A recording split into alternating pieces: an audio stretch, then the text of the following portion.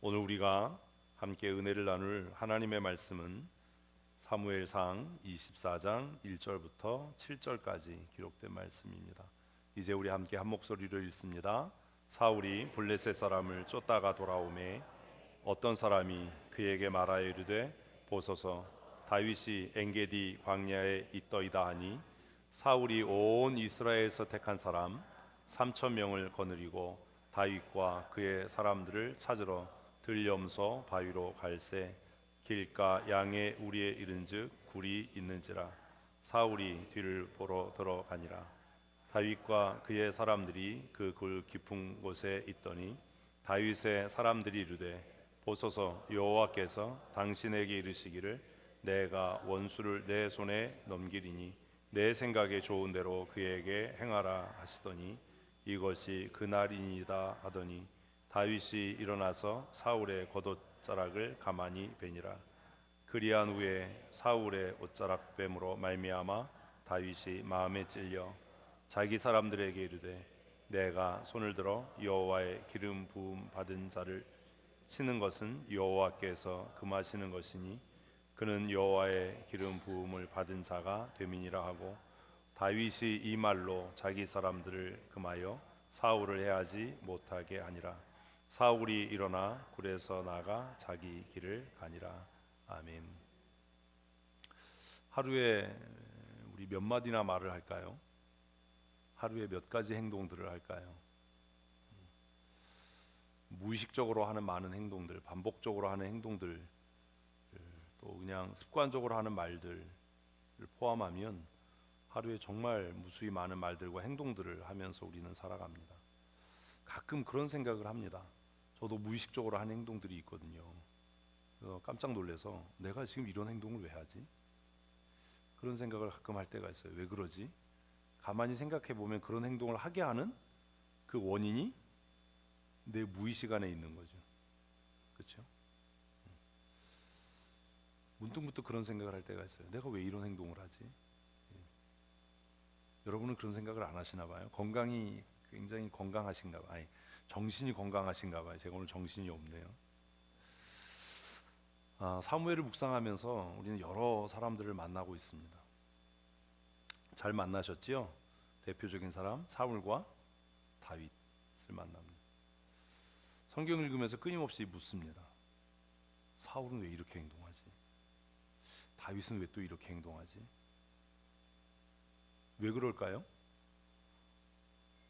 그 사람의 무의식에 흐르는 무언가 그를 그렇게 움직이게 하는 동력이 있는 거예요. 원인이 있는 거예요. 우리도 그래요. 그래서 보면 그 쓸데없는 소리 하는 사람은 정해져 있어요. 그죠? 불평하는 사람도 정해져 있어요. 무의식의 흐름이 우리를 그렇게 말하고 행동하게 한다라는 겁니다. 사울은 하나님께서 다윗을 택해서 자신을 대신할 왕으로 세우셨다는 것을 알았습니다. 그래서 그가 선택한 건 뭐예요? 다윗을 죽이기로 한 겁니다. 어떻게 생각하면 합당한 일이지요. 정적이니까, 정치적인 적이니까. 근데 신앙의 관점에서 생각하면 그건 큰 오류고 실수이고 불순종이고 도전이에요. 무엇에 대해서? 하나님에 대해서. 우리는 심심하면 하나님의 주권에 대한 이야기를 합니다. 한번 또 우리 물을 테니까 힘차게 마음을 굳게 다짐하시고 헛되고 거짓된 맹세를 하셔야 돼요. 하나님의 절대 주권을 믿으시나요? 이거 봐. 그렇다고 또 대답을 안 한 사람은 더 나쁜 사람이죠. 안 믿겠다는 거니까. 믿은 사람에게만 하나님께서 넘치는 은혜와 복을 주실 줄로 믿습니다. 아멘 소리가 아까보다 조금 더 커졌어요. 복 받으라고 그러면 좋아해요. 다시 한번 물을게요. 여러분 하나님의 절대 주권을 믿으세요? 근데 왜 그렇게 말하죠? 왜 그렇게 행동하죠? 하나님의 절대 주권을 믿는다면 왜 그렇게 말하고 왜 그렇게 행동하죠? 사울이 다윗을 죽이려고 한 이유는 뭐지요? 아니 지금 묻고 답한 게 아무 의미가 없는 거야. 사울이 다윗을 죽이려고 작정하고 실행하는 이유가 뭐예요? 하나님의 절대 주권을 인정하지 않아서예요. 믿지 않는 게 아니에요. 인정하지 않아서예요. 하나님께서 그렇게 작정하셨다면, 그리고 하나님의 주권이 영원하고 절대적이라면 내가 다윗을 죽이려고 한들 죽일 수 없을 거다라고 생각이 들어야지요. 그지요? 그게 진짜 믿는 거지요. 여러분 왜 염려하세요? 그죠? 하나님의 절대 주권을 믿는다면 내가 아무리 뭐 좋은 명의를 찾아가서, 이명희 찾아가서 진찰을 받고 진료를 받는다고 해도 하나님이 나를 죽이기로 작정하셨다면 죽을 거예요. 하나님이 나를 높이기로 작정하셨다면 내가 굳이 나서서 설레발 치지 않고 나대지 않아도 하나님이 높이실 거예요. 다음에도 크게 아멘을 해야 돼. 하나님께서 나를 낮추기로 작정하셨다면 내가 아무리 인맥을 쌓고 뭐 오만대 얼굴을 내밀고 별짓을 다 해도 하나님께서 나를 진흙탕에 처박으실 거예요. 이렇게 사악한. 사울은 왜 다윗 쫓아다니죠? 1절 다시 읽습니다. 사울이 블레셋 사람을 쫓다가 돌아오매 어떤 사람이 그에게 말하 이르되 보소서 다윗이 엔게디 광야에 있더이다 하니. 사울은 왜 다윗 쫓아다니죠? 대답을 하셔야 돼요. 그래야 이게 재밌잖아. 대답을 해야. 그냥 앉아서 졸지 말고, 쓸데없는 소리 하지 말고 좀 말씀을 들을 때는 그냥 집중해서 딴짓하지 말고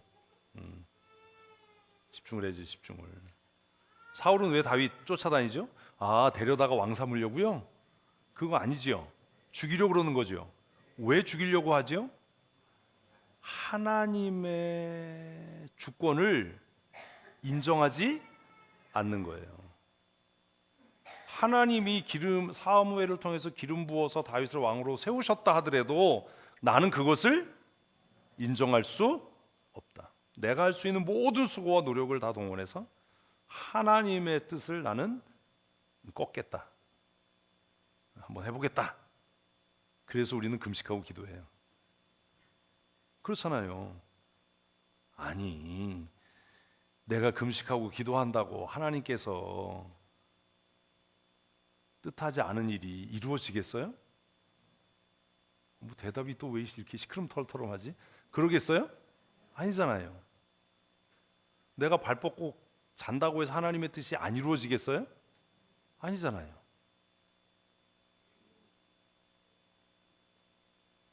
그럼 기도하는 이유는 뭐예요?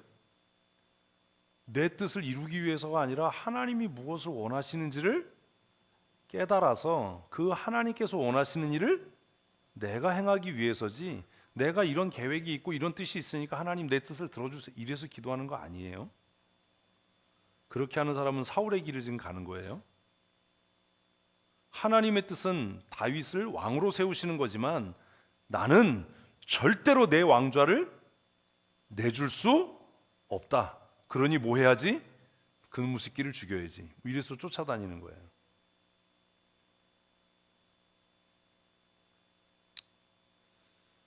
처음이 아니잖아요. 그죠? 요나단이 얘기했잖아요. 아버지에게. 바로 그 앞장에서 다윗 쫓아다니다가 블레셋이 쳐들어왔다 그래가지고 블레셋과 싸우려고 나갔던 거잖아요. 그쯤 됐으면 깨달아야 되는데 블레셋 사람들이 돌아가고 나니까 또다시 쫓아오는 거예요. 근데 그냥 쫓아온 게 아니라 2절 읽습니다. 사울이 온 이스라엘에서 택한 사람 3,000명을 거느리고 됐습니다. 이스라엘에서 택한 사람 뽑은 거예요. 정예 병력을 몇 명이요? 3,000명이요. 몇 명 잡으려고요? 1명 잡으려고요. 왜 3,000명을 택했겠어요? 지금 이야기의 흐름이 파악이 안 됐어요. 제가 처음에 뭐 얘기했어요? 하나님의 절대 주권. 왜 3,000명이 필요해요? 하나님의 뜻을 꺾으려니까. 왜 금식하고 기도해야 돼요? 하나님의 뜻을 꺾어야 되니까. 그런 거 아니에요? 다윗 하나 잡는데 3천 명이 필요합니까? 이렇게 소모적인 전략이 어디 있어요? 1대 3천이잖아요. 한 사람 잡으려면 몇 명쯤 필요할까요? 나 하나면 좋게. 뭐 이래야 이게 능력 있는 사람이고, 셋쯤 가야 돼. 그럼 조금 창피한 거고, 7쯤 가야 돼. 이러면 이거는 비열한 거지요. 근데 7명도 아니고 3천 명. 왜요? 사울은 이미 어쩌면 알고 있는 것 아닙니까? 뭘요? 내가 다윗을 상대하는 게 아니라 누구를? 하나님을 상대하고 있어. 그런 거 아닌가요? 한 사람 잡는데 3천 명씩이나 뭐가 필요해요? 어쨌든 이스라엘 중에서 뽑고 선택한 3천 명을 거느리고 다윗을 잡으러 가요. 다윗의 마음은 어땠을까? 블레셋이 쳐들어와서 다윗은 잠깐 숨 돌릴 틈을, 여유를 찾았습니다. 그리고 그 황무지에서 자기를 찾아온 요나단을 통해서 위로도 얻었습니다. 조금 숨쉴만 하다라고 하니까 다윗이 3천 명을 거느리고 자신을 추적해 온답니다. 다윗의 마음이 어땠을까요? 얼마나 답답했겠어요. 그래서 아까 찬양한 거예요. 내가 사람 가운데.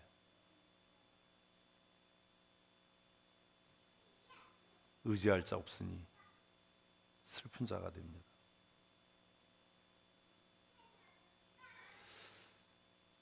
그런 생각을 해봐요. 차라리 다윗이 혼자였으면 더 편할 수도 있었겠다. 왜요? 성경 읽으면서 그런 생각을 안 하시나 봐요. 혹시 나와 함께 하고 있는 이놈들이 나를 붙잡아서 사울에게 넘기면 어떻게 하지? 그런 두려움이 없었을까요?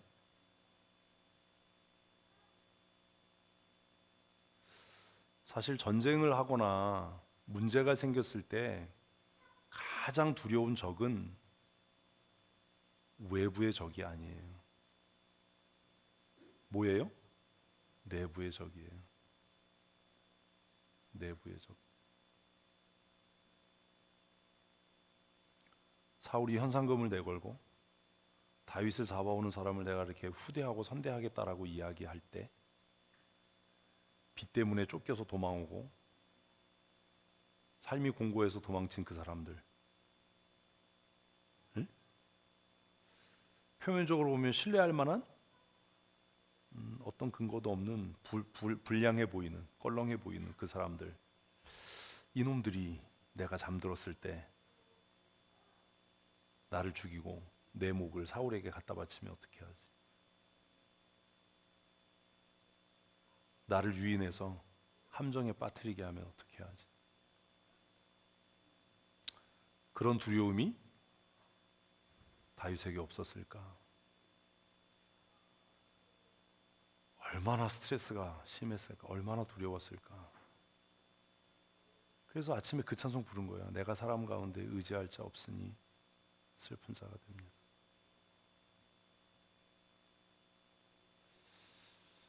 제가 어제 이 오늘 말씀을 위해서 설교를, 아니 영화를, 왜 이러지 오늘? 영화를 15분 봤어요. 15분. 제목은 인터셉터예요.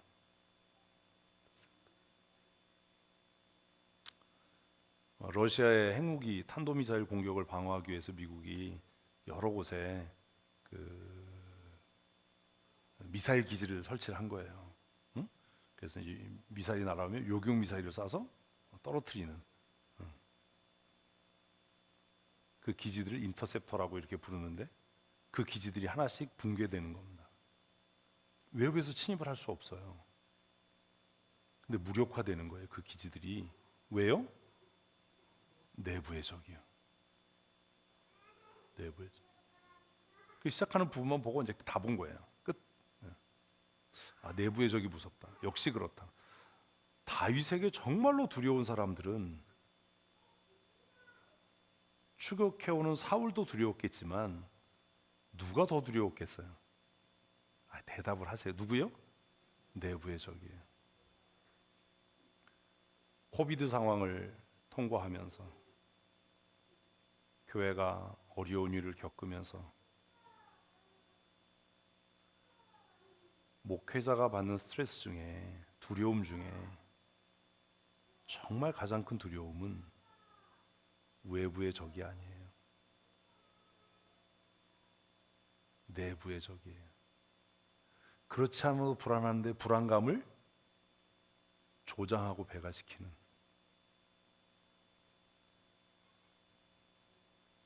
그렇지 않아도 염려가 되는데 그 염려를 무한대로 증폭시키는. 그래서 이 어렵고 힘든 문제를 누군가와 이렇게 협의하고 상의하고 싶은데 저 사람하고 협의하면 뭐가? 희망과 기쁨이 아니라 두려움이 더 증폭될 것 같은.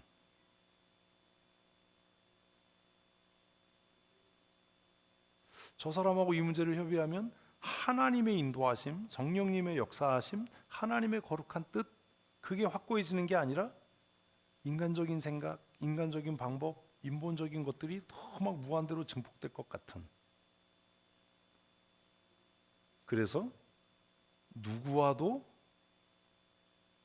이 마음의 무거운 짐을 나눌 수 없는, 우리 흔히 농담으로 하는 얘기가 가족끼리는 그러면 안 돼, 이런 얘기 하잖아요. 왜 가족끼리는 그러면 안 되죠? 이렇게 돼버린 거예요. 아내가 혹은 남편이 정말 무거운 마음의 고민이 있어서 얘기했는데 오히려 그에게 그 이야기를 했을 때 부정적인, 내가 두려워하는 그것들이 무한대로 증폭되는 거죠. 그래서 마음에 생각을 하는 겁니다. 다시는 내가 너하고 이런 거 얘기 안 하봐라. 얘기 안 한다. 그래서 아비가일이 그 술 취해 있는 나발한테 아무 말 안 한 게 정말 지혜로운 거예요. 우리는 하고야 말거든. 응? 하고야 말아. 끊임없이 그냥 해대거든. 그래서 신혼 때는 싸우기도 하고 다투기도 하고 그러지 말라고 하다가 이제는 지쳐서 뒤에서 잔소리를 하거나 말거나 그냥 내 길로 가는 거예요. 운전하면서 그냥 넌 떠들어라, 난 내 할 일 한다. 응? 근데도 이해를 못하고 계속 떠들어요. 그래서 이 본문을 이렇게 계속 이제 사무엘을 묵상하면서 다윗의 마음이 정말 공고했겠다. 3,000명을 데리고 쫓아오는 사울도 위협적이지만 언제 변할지 모르는 이 사람들을 내가 신뢰할 수 있을까? 내가 잠들었을 때, 혹은 나를 이렇게 함정으로 이끌고 인도하지 않을까? 지쳤을 거예요. 낭망했을 거예요. 그런데 그때 놀라운 일이 일어나는 겁니다. 4절 시작. 다윗이 사람들에게 이르되 보소서, 여호와께서 당신에게 이르시기를 내가 원수를 내 손에 넘기리니 내 생각이 좋은 대로 그에게 행하라 하시더니 이것이 그날입니다. 3,000명을 이끌고 쫓아오던 사울은 뭘 잘못 먹었나 봐요. 배가 아팠어.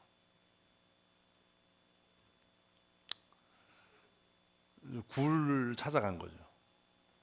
그 굴 깊은 곳에 다윗과 다윗의 일행들이 있었고, 뭐 화장실 가는데 그렇게 깊이까지 들어갈 필요가 없잖아요. 굴에 들어갔을 때는 그게 궁금해요. 굴 쪽을 바라보고 앉았을까요? 바깥쪽을 바라보고 앉았을까요?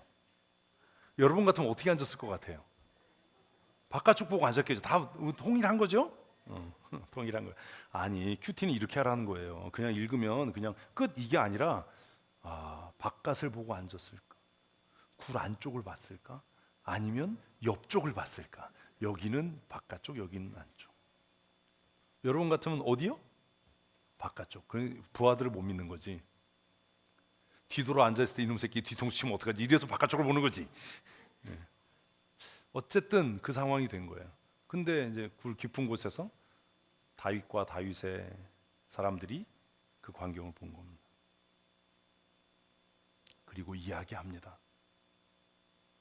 다윗의 사람들이, 내가 100% 신뢰하지 못했던 그 사람들이 나를 위해 싸우겠다라는 거예요. 나를 위해 사울을 제거하겠다는 거예요. 근데 그 사람들이 뭐라고 얘기를 해요? 하나님이 주신 기회야. 하나님이 주신 기회야. 하나님이 주신 기회야.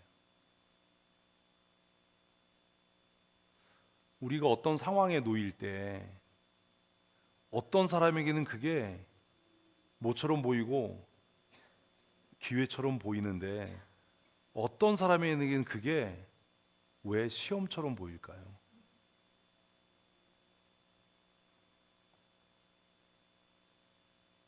똑같은 상황이에요.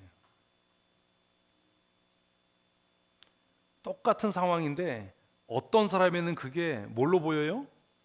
절호의 기회로 보이는 거예요. 어떤 사람에게는 그게 뭘로 보여요? 시험과 연단으로 보여요. 왜 그런 거죠? 왜 그런 거죠? 실수했다고 거짓말하지 마세요. 나이가 30이 넘으면 실수는 없어요.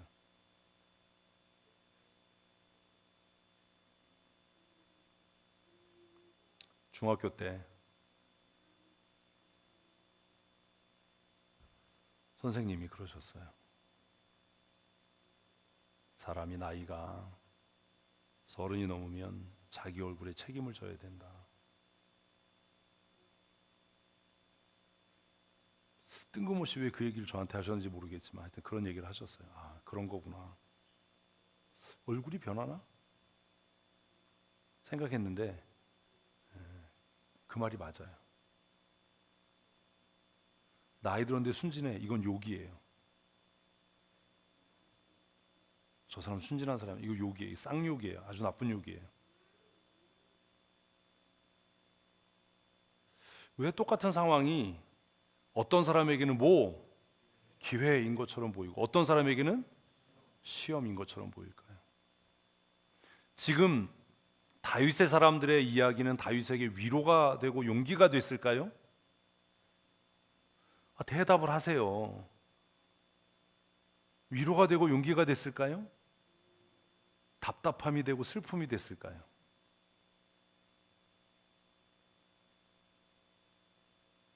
큐티 하시면서 그런 생각 안 해보셨어요? 내가 다윗이었다면 나는 이 말을 듣고 무슨 감정을 느꼈을까?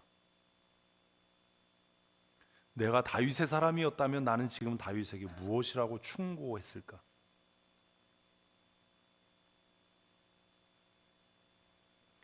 우리는 때때로 어떤 결정의 순간이나 선택의 순간에 어떤 상황에서 무엇을 어떻게 해야 될지 모르면 누군가와 상의합니다. 그런데 내가 누군가와 상의하느냐가 내 수준이에요. 네? 내가 영적인 사람이고 신령한 사람이라면 누구를 찾아서 나는 영적이지 않고 신령하지 않기 때문에 누군가를 찾아서 영적이고 신령한 사람에게 묻겠죠.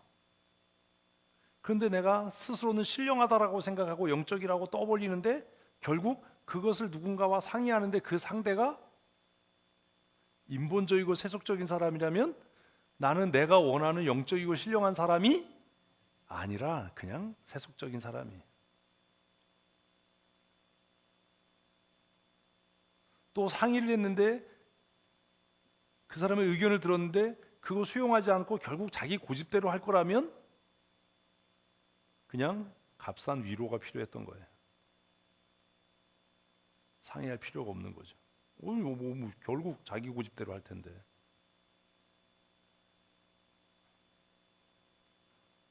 나는 어떤 사람입니까? 다윗의 사람들에게는 뭘로 보였어요? 대답을 하세요. 뭘로 보였어요? 기회로 보였어요. 그래서 그들은 뭘 얘기를 해요? 하나님이 주신 기회다. 대장, 하나님이 주신 기회예요. 성경에 써 있잖아요. 응? 하나님이 주신 기회예요. 이 기회를 놓치면 안 돼요. 사실 그 얘기를 하고 싶었던 건 누구였을까요? 다윗이었겠죠. 다윗도 그 얘기가 듣고 싶었겠지요. 이건 하나님이 주신 기회야. 그러니 내가 지금 사울을 제거한다고 해서 내게 죄될 건 없어. 그리고 지금 내가 사울을 제거하면 내가 이 쫓겨다니는 고단한 삶을 끝낼 수 있어. 상황에 몰려서 선택했을 거예요. 그래서 대부분 많은 사람들이 결정하고 선택하고 나서 뭐라고 얘기를 해요? 그 상황에 이게 최선이었다. 이렇게 하지 않으면 일이 안 됐을 거다. 지금 사울 죽이지 않으면 너 왕 못 된다. 이 상황에는 이것밖에 방법이 없어. 이 상황에서 이렇게 하지 않으면 벗어날 방법이 없어. 해결할 방법이 없어. 우리 그렇게 얘기를 해요. 진짜요? 지금 사울을 죽이는 게 이 지루하고 두려운 도망자의 삶을 끝낼 수 있는 방법이었을까요? 몰라요. 알 수 없어요. 그건 시간이 지나가 봐야 알 수 있어요. 그러면 어떻게 선택하죠? 어떻게 선택하냐고요. 그런 거잖아요. 아, 지금 뇌물을 줘야 되나? 아, 이걸 뇌물을 줘서 지금 끝내야 되나? 아니면 손해를 감수하고 이걸 가야 되나? 지금 가서 아부해야 되나?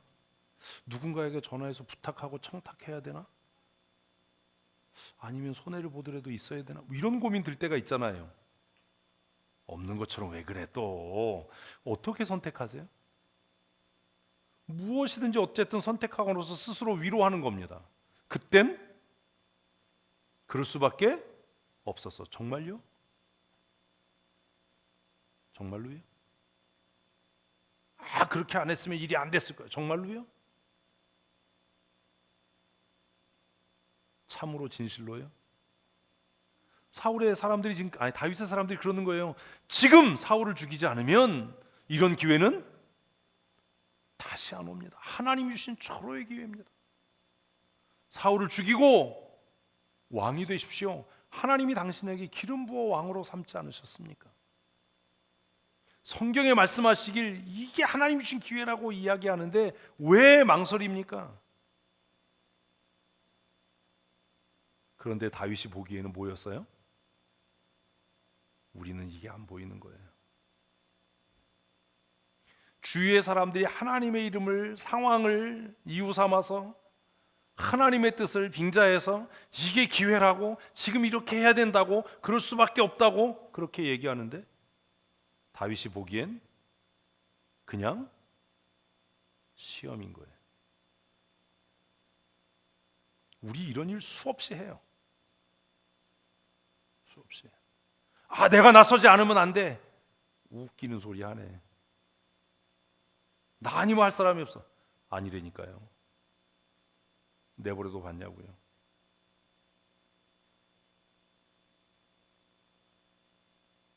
하나님께 맡겨봤냐고요. 나밖에 날 사람이 없어. 진짜요?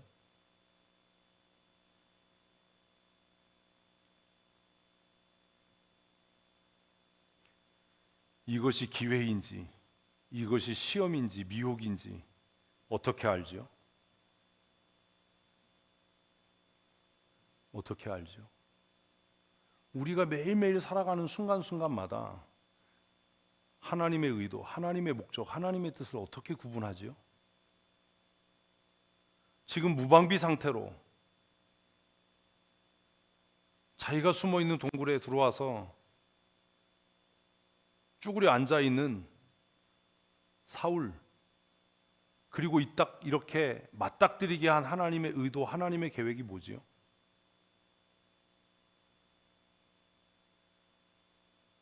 우리는 정말 안타깝게 여기까지도 생각이 안 가요. 그냥 보이는 대로 해요.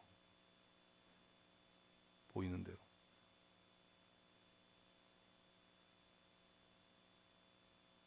그래서 정말로 가치 있는 일을 못하는 거예요. 자기는 그게 가치 있는 일이라고 생각하고 해요. 응? 근데 진짜 가치 있는 일을 못해요. 그 일 때문에. 그 일이 자기 보기에는 하나님의 일이고 하나님의 뜻인 것 같은데 그에게 뭐였던 거예요? 시험이고 올무였던 거예요. 그의 정체를 드러나게 하는. 제가 선언했거든요. 난 토요일 날 행사 참여 안 한다. 나 이제 노회장 끝났으니까 노회를 안 한다. 부르지 마라. 연락도 하지 마라. 양 목사, 목사님 왜 그러냐고. 임기 동안에 내가 최선을 다해서 하지만 임기 끝나고 나면 그 사람이 죽을 수도 말아먹든 하나님이 그 사람 세웠으니까 그 사람이 알아서 하는 거야. 내가 옆에서 이래라 저래라 할 것도 없고 도와줄 것도 없고.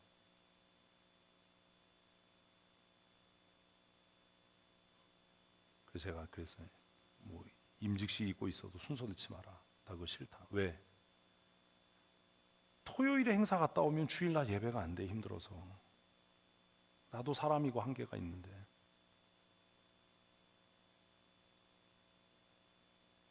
어제 하루 종일 일하느라고 전화를 안 받았더니 문자가 왔어요. 바이크 타고 어디 가셨어 형님? 저는 야 이 새끼야 무슨 바이크를 타 이 새끼야. 하루 종일 교회에서 일했어. 무슨 일 했냐고. 몰라도 돼. 하여튼 하루 종일 일했어. 지금 뭐 하냐고. 이제 서재에서 이제 주일 준비한다. 설교 정리하고 소식지 만들고 서재 화장실 청소하고.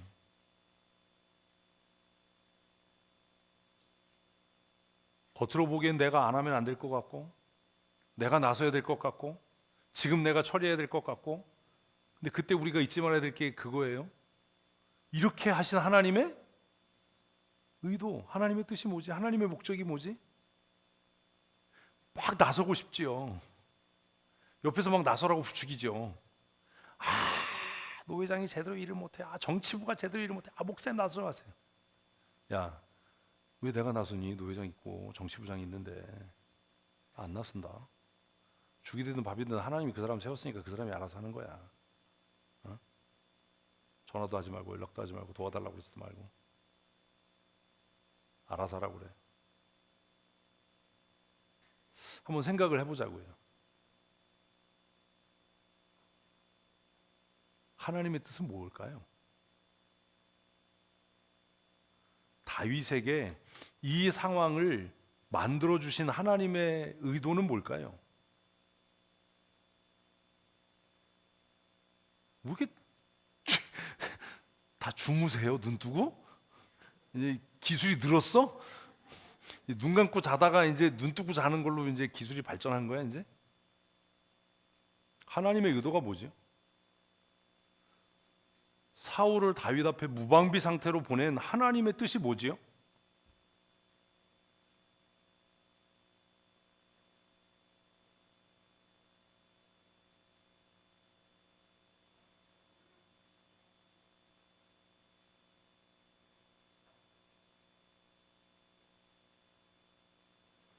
내가 임기가 끝나는데 내 뒤에 맡은 사람이 일을 죽쓰고 있을 때 하나님이 뜻하는 게 뭐죠?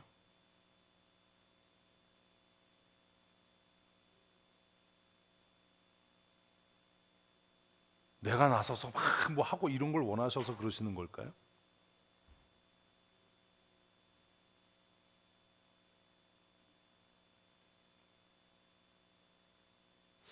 권사회장 하다가 임기 끝나서 새로운 권사회장이 일을 시작하는데 승이 안 차잖아요. 마음에 안 들지. 응? 그럼 그때 하나님의 뜻이 뭐지요? 나서서 참견하고 도와주고 그럼 이러면 안 돼 저러면 안 돼 이게 하나님의 뜻일까요?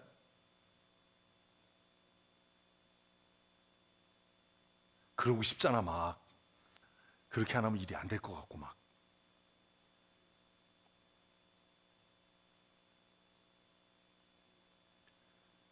이 상황을 다윗이 직면하도록 하신 하나님의 뜻이 뭘까요?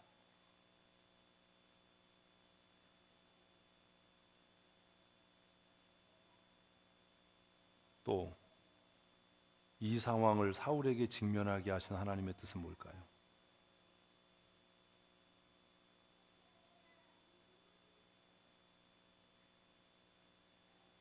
답을 맞추려고 하지 말고 고민을 하세요. 설교 제목이 가치가 행동을 만든다니까 다윗에게 이걸 직면하게 하신 하나님의 뜻이 뭐예요? 그러니까 막 가치요, 가치 막 이러고 싶지요. 그건 여러분 생각이 아니잖아요. 성경 읽으면서 그런 고민을 하셨냐고요. 하나님이 왜 이렇게 사울을 무방비 상태로 다윗 앞에 제물로 갖다 놓으셨을까? 왜 그랬을까? 죽이고 왕이 되라고요? 그런 고민 안 하셨어요? 죽이고 왕이 되라고 하나님이 갖다 놓으셨을까요? 그럼 왜 그러셨을까요? 박민수 집사님 왜 그랬을 것 같아? 기회가 너무 막 이렇게 과대 포장을 하면 안 돼. 요즘에 단속한다 그거. 과자 사는데 질소 포장하면 기분 나쁘잖아. 막 빵빵한데 빡 뜯었는데 감자 쪼가리 몇 개 나오면 어우 씨. 왜 그랬을까요? 사울에게는 왜 그랬을까요? 하나님이 하시는 일에 목적 없고 뜻없는 일이 있겠어요? 왜 내 후임이 나보다도 훌륭한 사람이 돼서 내가 이루었던 것들을 더 발전시켜 나갔으면 좋겠는데 왜 내 후임은 왜 깽판을 칠까요? 나서서 내가 다 하라고요?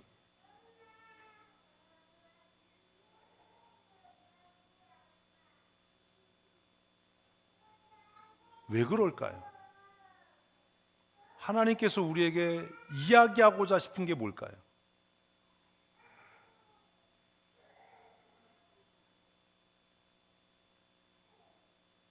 우리는 그런 생각조차 하지 않아요.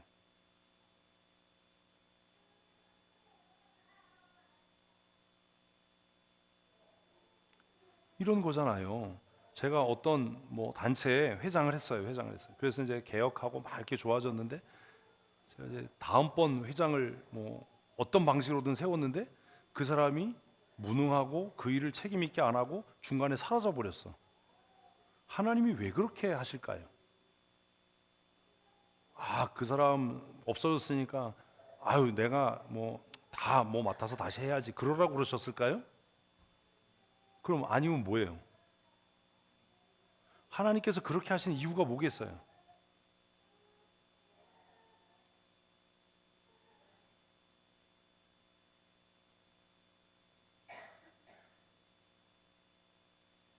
우리는 사실 이런 고민도 안 해요. 어쩌면 그 일들을 우리가 보면서 우리가 사람을 세우는 방식이 잘못됐구나. 이걸 회개하라고 하나님이 이런 어려움을 주시나 보다. 그래야 생각이 있는 거 아닌가요?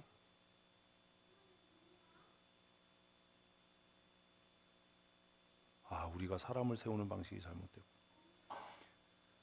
여러분, 제가 왜 여러분들에게 아직도 10몇 년이 남았는데 후임 얘기를 자꾸 하고 여러분이 성경을 알아야 됩니다. 왜 그런지 아세요? 제가 10년 동안 정말 그 시골 교회에서 정말 막 해서 후임이 왔는데 다 말아먹었거든요. 그래서 깨달은 거예요. 아무리 성도들에게 당신이 주인이니까 후임 교육자 선택할 때 잘해라라고 얘기해봐야 의미가 없구나. 후임을 세우는 일에 실패한 책임이 나에게 있구나. 그러니 그런 미련한 짓을 다시 하지 않도록 그냥 당신들이 알아서 좋은 목사 청빙하셔가 아니라 그럴 수 있도록.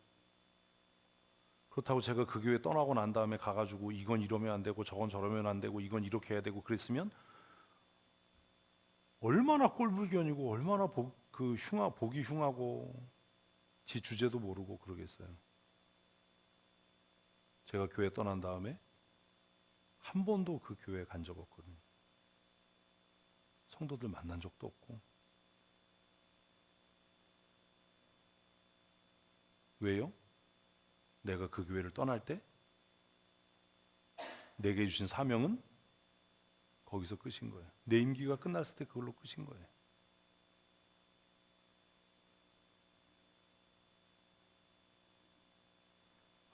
내가 잘못 세웠으니까 내가 가서 문제 해결해야지. 이게 얼마나 바보 같은 소리예요. 우리가 사람을 세우는 절차와 방식이 잘못됐구나. 그러니 똑같은 일 하지 말아야지.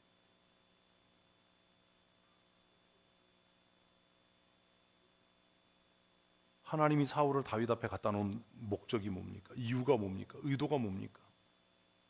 사울에게는 이런 일을 경험하게 하신 의도와 목적이 뭡니까? 말씀을 묵상하면서 이런 부분들이 깨달아져야 글을 읽는 거 아닙니까? 맨날 보이는 거 믿음, 순종, 하나님의 인도, 보호. 제가 화요일날 얘기했잖아요. 5 단어면은 성경 다 똑같은 얘기예요. 하나님이 보호하셨다. 하나님이 인도하셨다.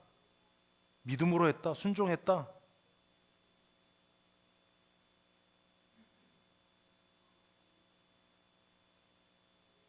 다윗에게 이렇게 사울을 갖다 놓은 이유가 뭐예요? 못 보셨어요? 정신 차리고 잘 들으세요. 졸지 말고.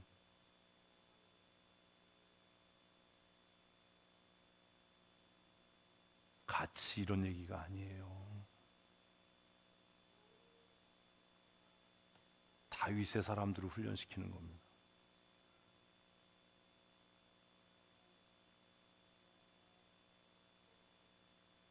훗날 압살롬이 반역을 했을 때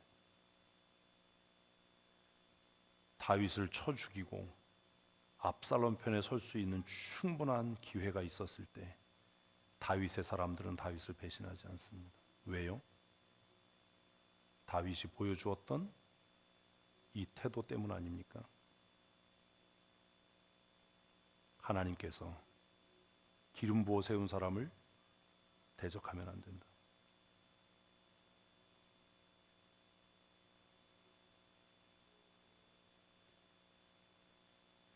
다윗이 만약 이 순간에 눈앞에 보이는 이익을 따라서 사울을 쳐 죽였다면 다윗도 훗날 자신의 신복들에게 죽임을 당했을 거예요.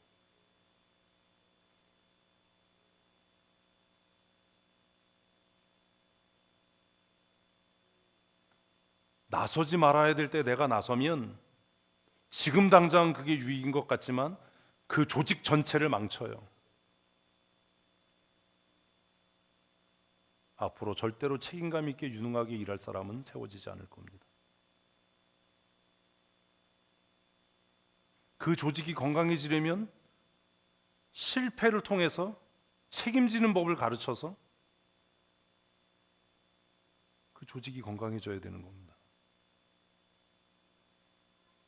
실패했어? 그럼 네가 책임져야지.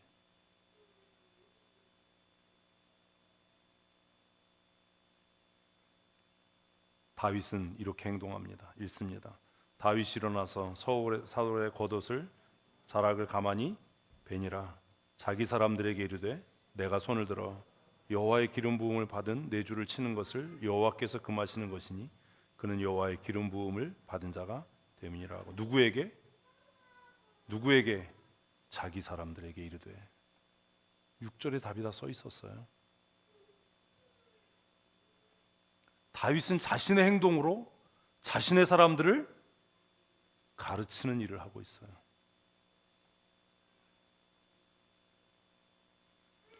다윗의 곁에서 대장, 지금이 하나님이 주신 기회니까 사울을 제거합시다. 사울을 제거하고 우리 예루살렘으로 진격합시다. 사울을 제거하고 당신이 왕이 되십시오라고 이야기할 때 다윗은 그의 사람들에게 뭐라고요? 어떤 일이 있어도 하나님께 기름 부음 받은 사람이 미쳐 날뛰더라도, 그가 말 같지 않은 행동을 하더라도, 내가 설령 기름 부음을 받았다 하더라도 하나님께서 그를 패하시기 전에는 내가 내 손을 들어 그를 치는 것을 하나님이 허락지 아니하신다. 이 말은 사울의 부하들에게 어떻게 들렸겠어요? 앞으로 너네들 나 건들면 죽어. 내가 무방비 상태가 됐을 때, 내가 깊은 잠에 빠졌을 때, 그것이 너희들에게 기회인 것처럼 보상금을 탈 수 있는, 현상금을 탈 수 있는, 권력을 쥐을 수 있는 그런 기회로 보인다 하더라도 그때 너희들 손들어서 나 건드리면 하나님이 너희들 끝까지 찾아내서 끝장내실 거야 라고 지금 가르치는 것 아닙니까? 써 있잖아요. 자기 사람들에게 이르되. 다윗을 따라다니는 사람들은 이 순간 얼마나 전율이 느껴졌겠어요. 하나님이 세운 사람을 대적하는 일은 죽는 일이구나. 하나님의 선택받은 사람이 미쳐 날뛴다 하더라도, 그가 말 같지 않은 짓을 한다 하더라도 그를 대적하는 일은 내 생명을 내놓아야 하는 일이구나.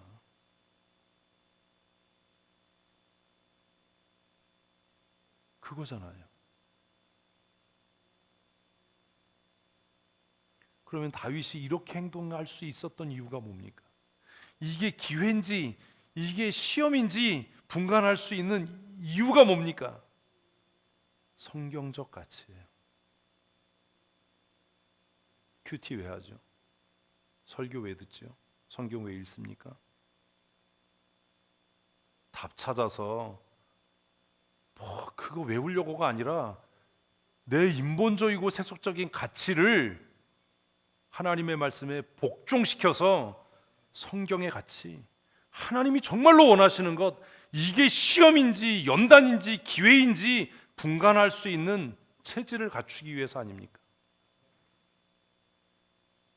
이런 사람 만나기가 쉽지 않다는 거예요. 지금 사무엘에서는 딱 두 사람 나왔어요. 누구요? 요나단과 아비가일이에요.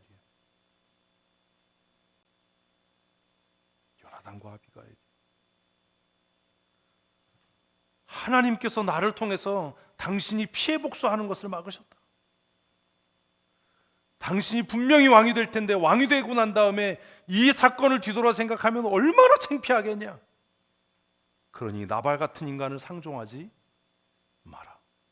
하나님이 치실 거다. 야, 도대체 이 여인은 뭐냐? 그래서 슬퍼지는 거예요. 여자분들 죄송합니다. 아니, 양치는 이 여자도 아는 걸 왜 나는 종종 잊고 사나? 양치는 이 여자도 아는데 매일 성경 읽고 매일 큐티한다고 하고 뭐 하는 고등학교 나오고 대학 나온 우리는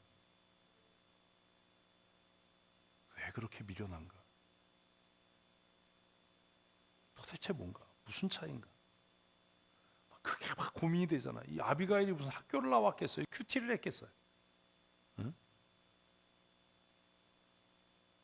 히브리어과를 뭐 전공했겠어요? 왜 히브리어과인지 모르죠? 그 여자 모국어니까. 응? 도대체 뭐냐? 사실 다윗에게는 이것이 시험으로 다가왔다가 뭐가 된 거예요? 기회가 된 거예요. 이게 안 보이십니까? 다윗에게 이것은 시험으로 다가왔는데 다윗이 가지고 있는 가치관, 다윗이 하나님의 절대 주권을 인정하는 그 헌신과 순종이 이 시험을 무엇으로? 자신의 생명과 왕권을 강화시키는 기회로 바꾸어 놓은 줄로 믿습니다. 그러니 우리에게 시험은 없어요. 우리가 성경의 말씀대로 산다면 그 시험도 우리의 삶을 견고하게 하는 기회가 될 줄로 믿습니다. 멍청한 사람들이나 시험 들었다고 그러는 거예요. 맨날 환경이 그럴 수밖에 없었어요. 그때는 그럴 수밖에 없었어요. 네가 멍청해서 그런 거야. 그 시험을 무엇으로 만드는? 기회로 만드는 연금술사가 돼야지. 응? 네 가치관이 인본적이라서 그래. 네가 세속적인 사람이라서 그래. 걸려 넘어질 수 있는 시험을 다윗은 너무나 멋지게 자신의 생명과 자신의 왕권을 보존하고 보호하는 기회를 삼아서 압살롬이 반역했을 때 누구도 다윗의 등에 칼 꽂지 않더라. 다윗이 울면서 기드론 시냇가를 건널 때 모든 신복들이 이방의 사람들까지 티끌을 머리에 쓰고 눈물을 흘리면서 다윗의 뒤를 따르더라. 야, 너무 멋있다, 너무 멋있다. 응? 너무 훌륭하다. 그럼 사울에게는요? 하나님은 사울에게 왜 이런 위기를 가져다 주셨을까요? 이제 우리가 국어를 그렇게 배웠으니까 이렇게 얘기하면 사울에게 이게 뭐였다는 걸? 기회였다는 걸 이해를 해야죠. 그러지 않으면 진짜 글도 못 읽고 못 듣는 거야. 겉으로 보기에 사울에겐 이게 뭐예요? 위기. 진짜 대답도 안 해. 뭐라고요? 위기예요. 죽임을. 근데 그것도 너무 더럽게 죽잖아. 그렇잖아. 그렇죠? 하나님께서는 왜 사울의 인생에 이렇게 큰 위기를 가져다 주셨을까? 그런데 사실 이것은 그에게 주신 기회였어요. 무슨 기회예요? 그렇지, 회개하고 돌아서. 근데 5가지면 다 해결이 돼. 5가지 중에 하나를 찍으면 다 해결이 돼. 그지? 순종, 믿음, 회개, 은혜 뭐 이런 거. 그 중에 하나 맞춘 거예요. 회개할 수 있는. 그러나 그는 회개치 않아요. 하나님이요, 우리는 그렇게 생각합니다. 성경 읽으면서 이게 안 보이니까 하나님이 왜 사울을 버리셨는가? 아니요. 하나님은요, 사울에게 계속해서 뭘 주셔요? 회개할 수 있는 기회를 주셔요. 조금 있다가 또 자빠져 자잖아요. 응? 여러분, 신앙이 타성에 젖으면 안 되는 이유가 뭔지 아세요? 답 찾으려고 하지 마세요. 거룩하고 경건한 척 하지 마세요. 하나님이 주신 기회를 잃어요. 폼 잡다가 망해요. 애들 말로 폼 잡다가 한 번에 골로 가요. 무슨 경건, 무슨 거룩. 사울에게 하나님께서 이런 위기를 주신 이유는 이걸 통해서 뭐 해라? 깨닫고 회개해라. 근데 다윗이 진짜 똑똑해. 옷은 왜 잘랐을까? 증거를 삼기 위해서죠. 하나님이 당신의 생명을 오늘 나에게 붙이셨다라는 증거를 삼기 위해서. 그 증거가 없으면 허언이 되니까, 헛소리 되니까. 근데 옷 자르면서도 마음에 찔렸대니. 다윗이 한 얘기는 참되고 진실한 이야기인 거예요. 우리는 뭐 임금님도 뭐 없을 땐 욕한다는데 이러고 별짓을 다 하는데 마음에도 안 찔리고, 그 옷을 뺀 것 때문에 마음이 찔렸대니. 다윗은 하나님이 주신 시험을 기회로 삼을 수 있는 믿음의 사람이었어요.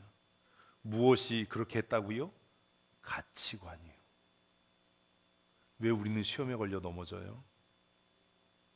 성경적 가치가 없기 때문이에요.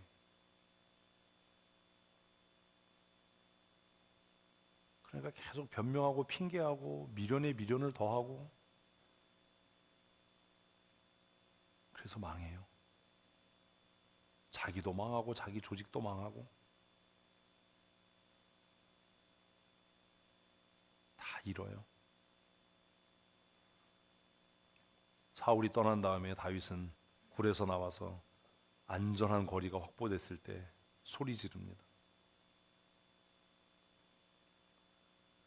죽은 개만도 못한 나를 왜 쫓아다니십니까? 임금님, 이 수치스럽고 부끄러운 일을 끝내십시오. 오늘 하나님께서 당신을 내 손에 붙이셨습니다.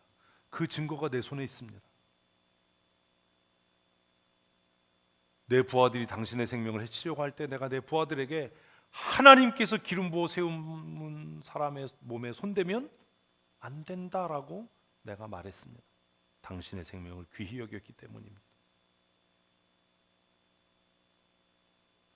그 얘기 듣고 사울이 이렇게 이야기합니다. 같이 읽습니다. 다윗에게 이르되 나는 너를 학대하되 너는 나를 선대하니 너는 나보다 의롭다. 이 차이가 왜 나는 거예요? 가치관의 차이예요. 가치관의 차이. 그 사람의 어떠함은 그 사람의 가치관이 결정하는 겁니다. 일을 위해 일을 하는 사람은 일만 하다가 죽어요.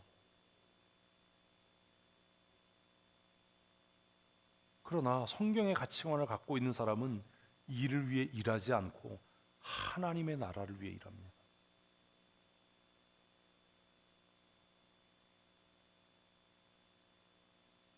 고민하셔야 됩니다. 왜 사울은 다윗을 쫓아다니면서 학대합니까? 하나님 중심의 삶을 살지 않았기 때문이에요. 내 왕권을 놓치지 않겠다. 내 기득권을 절대로 포기할 수 없다. 네가 왕되는 꼴을 나는 절대로 못 본다. 하나님이 그렇게 결정하셨다 하더라도 내가 하나님의 뜻을 마침내 이기고 꺾겠다. 내가 결심하면 하나님도 어떻게 하지 못하실 거다.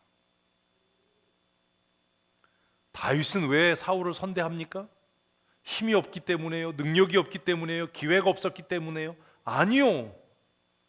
하나님께서 선택한 사람은 하나님이 끝내신다 라고 하는 가치관이에요. 누가 선택한 사람은? 하나님이 선택한 사람은 누가 끝내요? 여러분이 고민하셔야 돼요. 교회 누가 세우셨어요? 하나님이 세우셨어요. 노회 누가 세우셨어요? 하나님이 세우셨어요. 내가 하지 않아도 하나님이 세운 그곳을 하나님이 이루실 줄 믿으십시오. 그래서 제가 그러는 거예요. 나한테 얘기하지 마라. 내 임기는 1년으로 끝났다. 나는 그 임기 동안 내가 해서 할 수 있는 최선을 다해서 내가 노예를 바르게 잡기 위해서 다 수고했다. 협박도 이겨내고 위협도 이겨내고 내가 할 일 다 했다. 그러니 이제 나에게 얘기하지 마라. 이제 할 얘기 있으면 신임 회장에게 얘기해. 그러면 막 우리가 잘못된 거지. 그러면 우리가 헌의를 해서 투표 제도를 바꾸든지 임원을 뽑는 방식을 바꿔야지. 목사님이 나서서 바로 잡아줘야 된다고 얘기하면 너는 하나님의 주권에 도전하는 거야.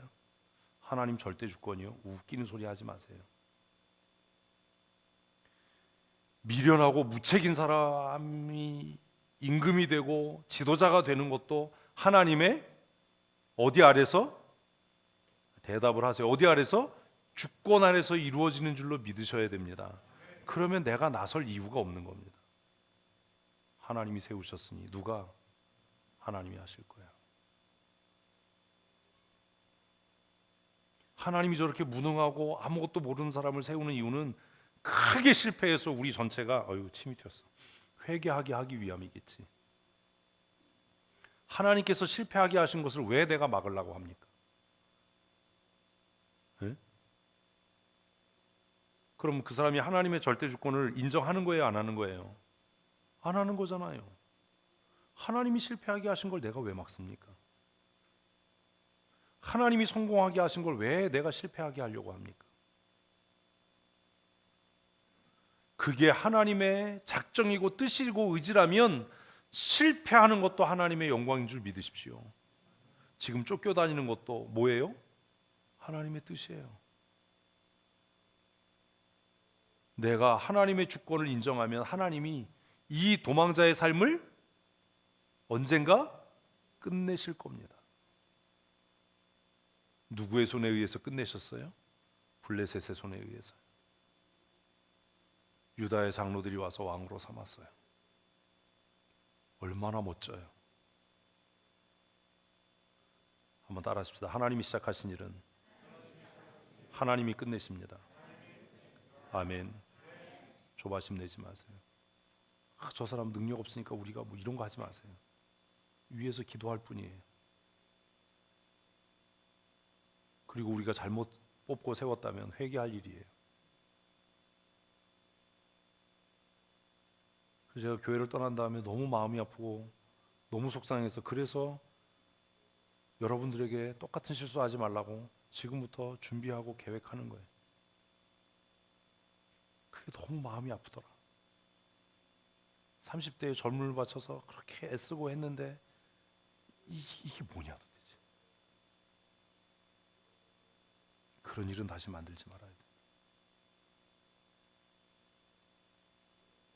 감당을 못하더라. 제가 얘기했거든요. 나보다 좋은 목사님 모셔야 됩니다. 반드시 그래야 됩니다. 그래야 성도들이 흩어지지 않을 겁니다. 그게 안 되더라는 거예요. 그렇다고 가가지고 제가 그 교인들하고 뭐 전화하고 뭐 훈수 두고 뭐 이건 이렇게 하세요, 저건 저렇게 하세요, 그랬으면 제가 얼마나 웃기는 사람이 됐겠어요. 다윗과 사울의 차이는 그들이 가지고 있는 가치관의 차이예요. 여러분이 결정하시는 거예요. 18절 계속해서 읽습니다. 내가 나를 선대한 것을 오늘 나타나니 여호와께서 나를 내 손에 넘기셨으나 내가 나를 죽이지 아니하였도다. 근데 이거 다 거짓말이에요. 다 거짓말이에요. 19절 사람이 그 원수를 만나면 그를 평안히 가게 하겠느냐.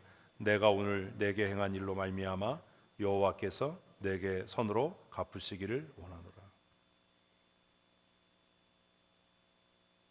뭐가 빠졌어요? 조금 아까 얘기했잖아요. 뭐가 빠졌어요? 사울의 얘기에 회개가 빠졌어요. 회개가 빠졌어요. 회개가 없어요.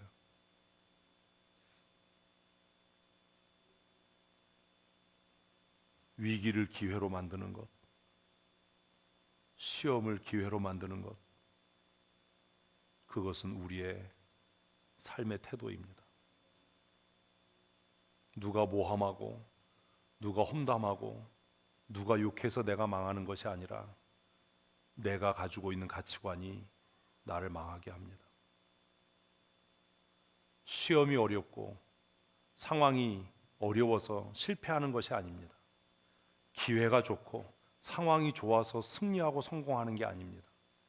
위기가 와도 시험이 와도 그 위기를 기회로 만들 수 있는 것은 내가 가지고 있는 가치이고 내가 살아가는 태도입니다.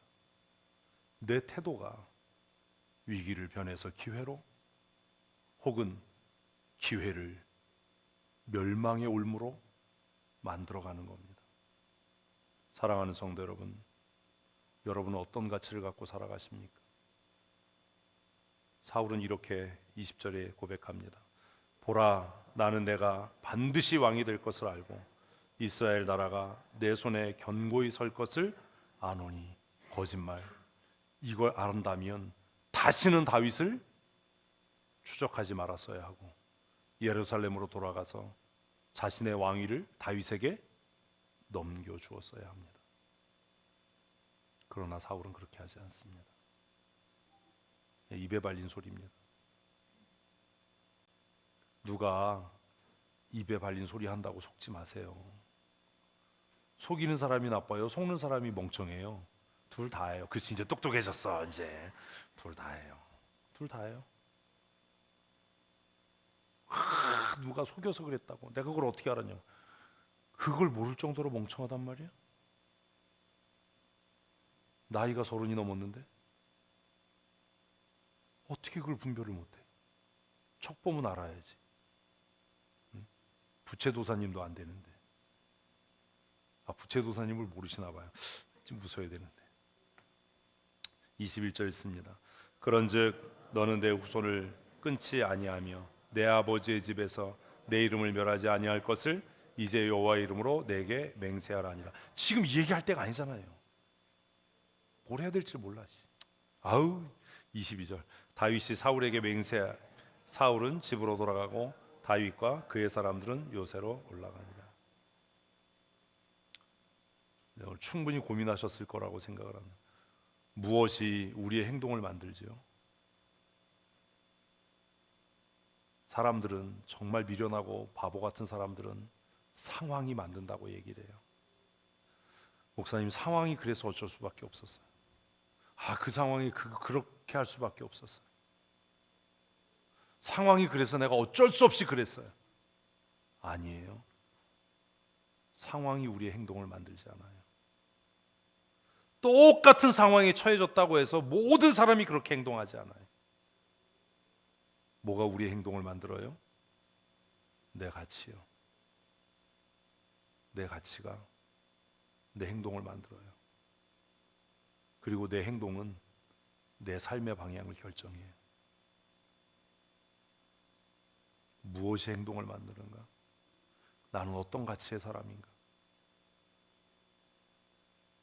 고민해야죠. 제가 성경 읽고 고민하는 게 그거예요. 본문 말씀이 이러면 어떻게 살아야 될까? 어떻게 행동해야 될까? 어떤 게 옳은 판단인가?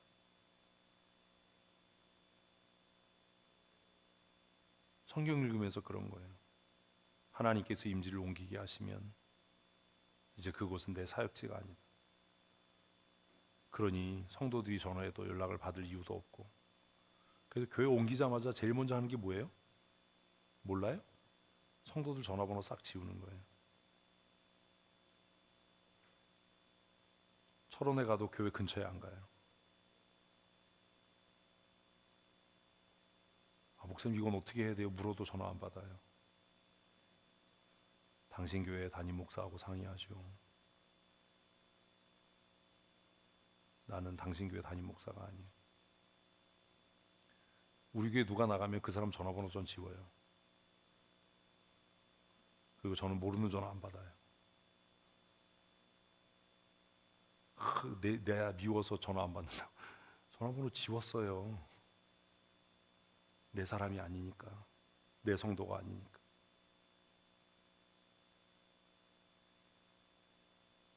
왜 그렇게 살아요? 그게 성경의 가치예요.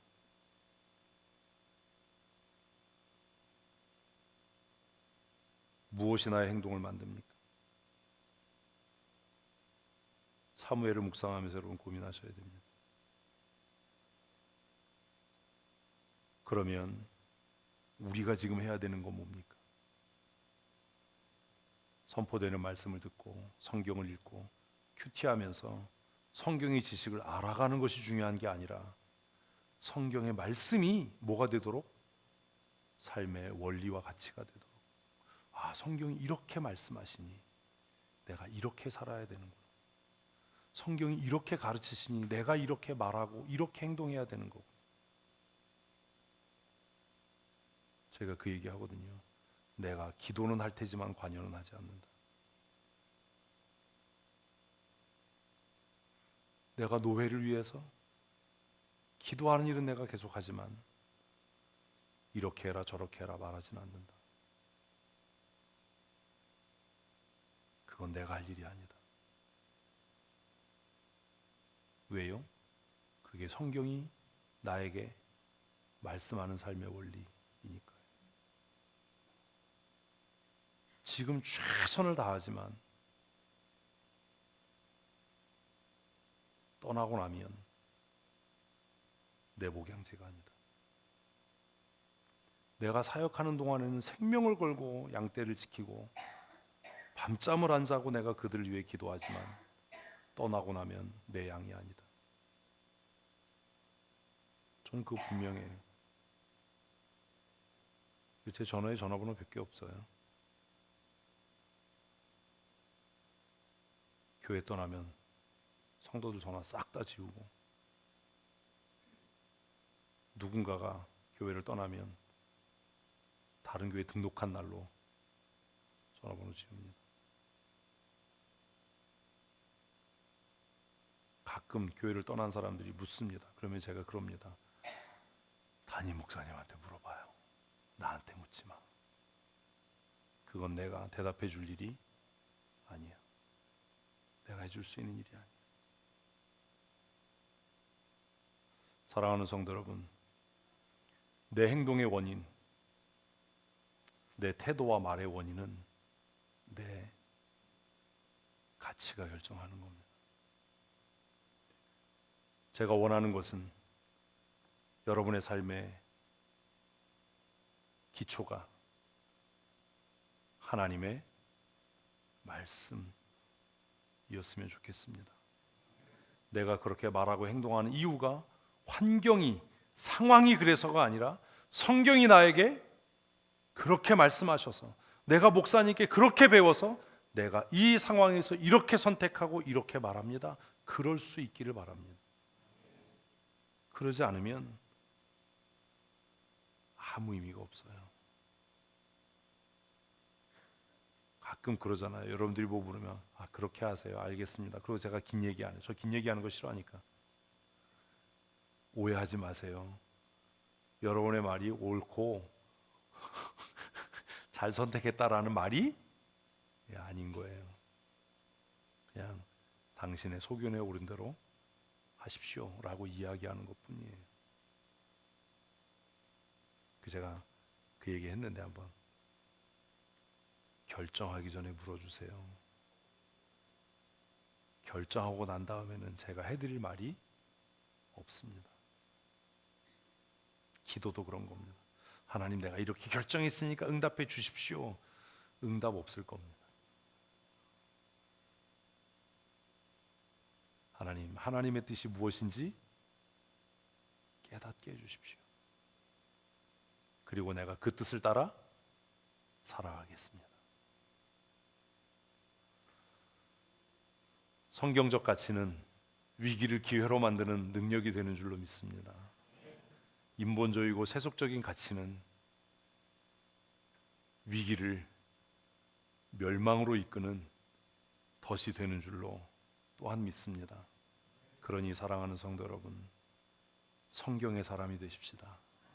하나님의 절대 주권을 말과 글로 이야기하는 것이 아니라 하나님의 절대 주권을 삶으로 실천해낼 수 있는, 행동으로 증명해낼 수 있는 믿음의 사람 다 되시기를 축복합니다.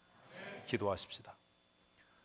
참 좋으신 하나님, 성경을 통해, 성경의 인물들을 통해 우리가 어떻게 살아가야 할지 고민하게 하시고 생각하게 하시고 깨닫게 하시니 감사합니다. 한 달 동안 사무엘의 삶, 다윗의 삶, 요나단과 사울의 삶, 그리고 너무나 놀라운 아비가일이라고 하는 여인의 삶을 생각합니다.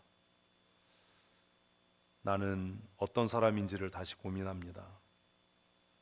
때로 하나님의 뜻이 무엇인지 명확해 보이지 않을 때 나는 어떤 근거로 말하고 행동하는지를 다시 생각합니다. 하나님의 말씀이 내 삶을 유지하는 힘이 되게 하시고 능력이 되게 하시고, 하나님의 말씀이 내 삶의 유일한 표준이 되게 하시며 가치가 되게 하셔서 성경의 사람으로, 성경의 가치를 따라가는 하나님의 사람으로 살아갈 수 있도록 때를 따라 은혜 내리워 주시옵소서. 사무엘을 묵상하면서 그러면 어떤 사람으로 살아야 할지 조심 있게 자신을 돌아보는 은혜를 더하여 주시고, 하나님 앞에 서는 날 부끄러움이 없는 하나님의 사람으로 발견될 수 있도록 내가 이제까지 옳다라고 주장하고 믿고 살아왔던 것들이 하나님의 말씀과 일치하지 않는다면 과감하게 포기하고, 내가 원하지 않고 내가 바라지 않는 것이라도 하나님의 말씀이 그러하다라고 명령하고 말씀하시면 무조건적이고 순종하고 실천하며 살아갈 수 있도록 은혜와 복 내리워 주시옵소서. 우리의 삶의 주권자가 되시고 우리의 영원한 생명의 보증이 되시는 우리 구주 예수 그리스도의 크신 은혜와 지금도 끊임없이 말씀을 통해 우리에게 말씀하시고 우리의 삶을 통치하시며 다스리시기를 원하시는 아버지 하나님의 크고 놀라우신 사랑하심과 미련하고 교만하고 아둔한 우리들을 위하여 친히 말할 수 없는 탄식으로 간구하시고 풍성하신 은혜를 내리워 주셔서 변하여 새 사람 되게 하시고 이제 내가 사는 것 아니고 성령 하나님의 인도하심을 따라 살아가게 하시는 성령님의 강권적인 역사하심과 교통하심과 충만케 하시는 은혜가 오늘 주 앞에 나와 말씀이 참으로 그러한가 깊이 묵상하며 우리 자신의 삶을 돌아보고 하나님의 사람으로 성경의 사람으로 성경의 가치를 따라 살아가기로 마음에 새롭게 다짐하고 결심하는 사랑하는 주의 권속들 머리머리 위에와 아버지께서 예수 그리스도의 피로 값주시고 세우신 우리 사랑하는 춘천 성도교회 위에 그리고 사랑하는 자녀들과 출입하며 경영하는 일터와 사업장 위에 영원토록 함께 있을지어다. 아멘.